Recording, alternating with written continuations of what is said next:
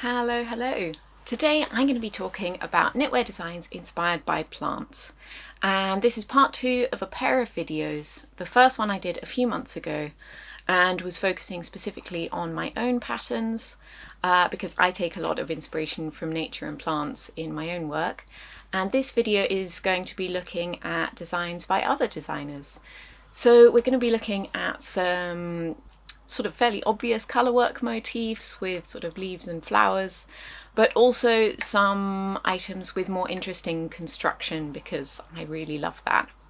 And at this time of year, currently beginning of February, and so we've just got, I've started sowing seeds for the garden, we've got bulbs beginning to peek above the soil, and I'm really excited for more things to start happening in the garden, but at the same time it's really chilly, and so bringing some of those planty motifs into knitting is a lovely way to enjoy a bit of nature while it's not really happening yet.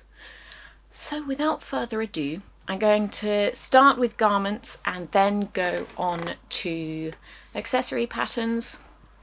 And the first one, I said I was going to be looking at other people's designs, but I'm wearing one of my own that I didn't have with me when I recorded the last video. So this one is hedge-bound, and I'll just show you very quickly.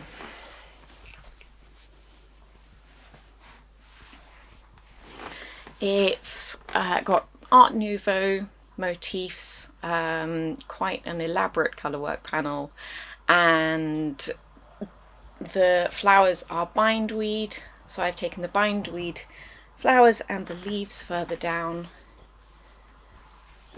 and all the sort of vines and tendrils that you get with bindweed. And this one's been a really polarizing one since I released it. It's been quite funny to see people say they love the design, but they struggle so much with bindweed in their garden. It's a really interesting one. I think it's a very pretty plant, but it is overwhelming. But I don't think I'm ever going to get rid of bindweed from my garden, so I may as well celebrate it in some way, and it might make me feel slightly more kindly towards it. But yeah, so this one is out now as an individual pattern.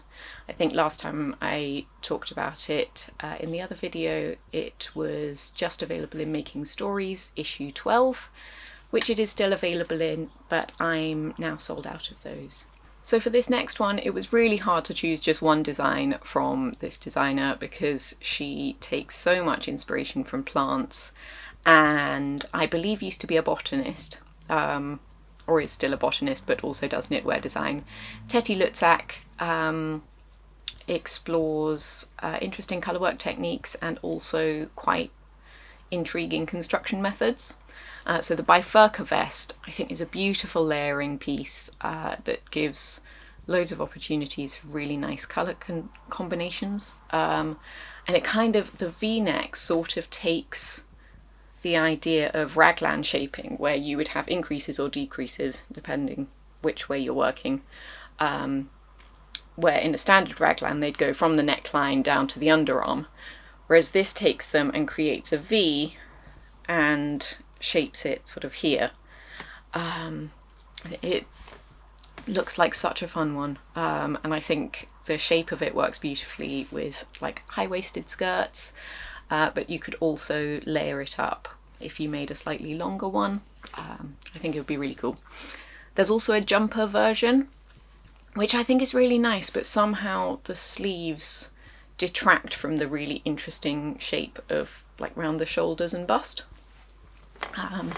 So I think the vest is lovely. It's a DK weight, so I think it would probably knit up fairly quickly, and be quite moorish because, as I said, it's an intriguing construction method, and that's the kind of thing that makes me want to keep knitting. I want to get on to the next stage to see how things are going to turn out. Then one of my all-time favourite designers. I admire her so much, Queen of Cables, Nora Gorn. Her perennial jumper, which has just really interesting cables, and I love interesting cables. I love doing sort of unconventional, non-traditional things with them. Sort of things you wouldn't find on a traditional Aran jumper. And this one's no different. It's got these really pretty twists that are meant to evoke sort of the ridges on leaves. To me, I don't know if it's just the colour choice in the sample, but it makes me think of hostas and kind of the variegation you get on some varieties of hostas. And I think this one, it's in worsted weight yarn because it was designed for La Bien-Aimé's worsted collection, which was for one of their specific yarns. But I think it is super lovely, and otherwise not a particularly difficult construction. Yeah. Then the Leaves cardigan by Carmen Garcia de Mora. It's, I will say, heads up on this one, the size range is not massive, but it is one that I've come back to so many times just because I really like interesting details around shoulders. And this one is just constructed in such a fun way where you've got these sort of leaf shapes that are part of the structure of the cardigan. And it's just intriguing to me. Like, every time I look at it, I kind of want to work out how it's done. And I think, like, as well as being quite unusual in that regard, I think you could also make it work as a wardrobe staple because it's just a single colour, especially in a darker colour. It's kind of unassuming but still fascinating. And again, that's a worsted weight one, so I imagine wouldn't take too long to knit up. Then on to accessories, one that has been on my queue for years and years. The Oak Hollow Mitts by Diana Waller. They're just so pretty. Diana's great at colour work, she does beautiful stuff. Incidentally, she's also knitting a version of this in beautiful green yarn at the moment, and it's just so pretty. But the Oak Hollow Mitts are, they've just got the most perfect oak leaves on them. The vibes are impeccable. And they're done with a sport weight yarn, but quite a dense gauge, so I think they would be fairly toasty. And I think there are lots of opportunities there for interesting colour combinations, because as well as the main colour and the background colour, you've got nice little trimming details that you could use for a pop of something a bit more interesting. So yeah, sport weight yarn, I think that one would work really well with like a fairly standard like Shetland style woolen spun yarn. So my Mendip 4-ply would be the yarn that I would use, and probably in Fox, Yew and Sage for like really properly autumnal vibes. But like there are still loads of oak leaves in my garden now, like on the ground, and we're in February, and so you could go for something a bit more chilly and include like a white as the background there, with the idea of it being the oak leaves in the snow. I think it would be lovely. Then the only one that I have a sample to show you for this one is the Contorta hat by Carolyn Kern. This was in issue 2, I believe. Yeah, issue 2 of Making Stories magazine. It was designed in my 4-ply yarn, and it just has these, it's inspired by Contorta pines, and has these beautiful little 1x1 cables that go up into these pine trees. And this is actually yarn I dyed with, I believe it was ivy, but it might have been nettle. I don't remember, it was years ago. And looking back at this, because I knitted it so long ago, I think I actually would have sized down quite a lot for the ribbing at the bottom. because it does tend to splay a little bit, but that's down to my knitting and not the pattern itself.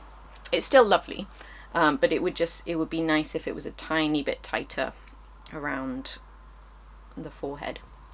But I think this is a beautiful design, and I'd also, now that I do cables without a cable needle, I remember it feeling quite fiddly because it's a fairly dense gauge, but I think doing them without a cable needle, it would just fly by. It would be lovely. Then these socks, I am not a sock knitter anymore. This is something official that I have decided. I'm not saying I won't knit socks ever again, but I'm not keen on knitting socks. The process of knitting socks does not make me happy. I like things to grow more quickly than socks do. However, these ones, the Francie socks by Rebecca Kerner, have just the coolest construction and lots of like intersecting lines that is meant to recall like the bark of trees and how those different striations kind of all come in and out of each other, and it almost makes me want to start knitting socks again. They're super cool and I think they would be loads of fun. They're in a fingering weight yarn, a fairly standard sock yarn I think would work, and yeah, I think they would be lovely. Then another designer that I struggled to choose just one design from, but Fibre Tales, the Grow hat, has a lovely little stitch pattern that kind of, I think it's probably meant to evoke leaves, sort of little sprigs of leaves coming up, but to me it looks like ears of wheat or corn or like grass seeds,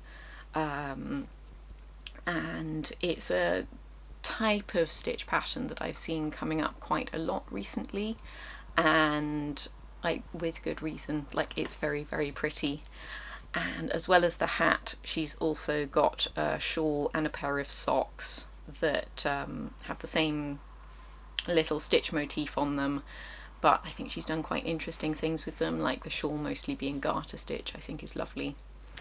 And the hat is in DK weight yarn, and I think she's done it in a woolen spun, which I really like. It would be really bouncy and warm and cozy, and I think that would be lovely. So yeah, just a quick little look at some of the things that I find inspiring. It's always fun to see how other people take inspiration from plants, and I hope this has given you some ideas for your knitting. And if you want to have a look at the other video, I'll put a link to that here now. It's been lovely to chat with you, and I'll catch you next time. Bye bye.